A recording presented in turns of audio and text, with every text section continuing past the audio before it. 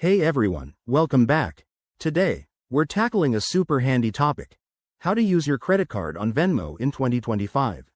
Whether you're splitting dinner bills with friends or sending money to family, Venmo is a go-to app for quick and easy transactions. But if you're new to linking a credit card, don't worry, I'll walk you through it step by step. First things first, why use a credit card on Venmo? It can help you earn rewards points, build credit, or just manage your cash flow better. Plus, with 2025's updated features, the process is smoother than ever. Let's jump right in. Step 1. Open the Venmo app on your phone and make sure it's updated to the latest version. If you're not logged in, go ahead and sign in with your credentials. Once you're in, head to the menu icon, usually in the top corner, and select Settings.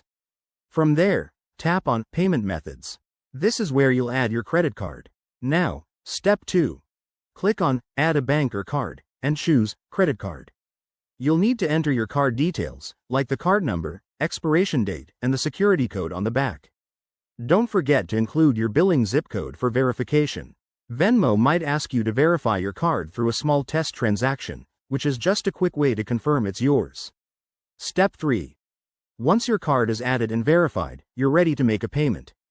Go to the main screen, select the person or group you want to pay, and choose your credit card as the funding source.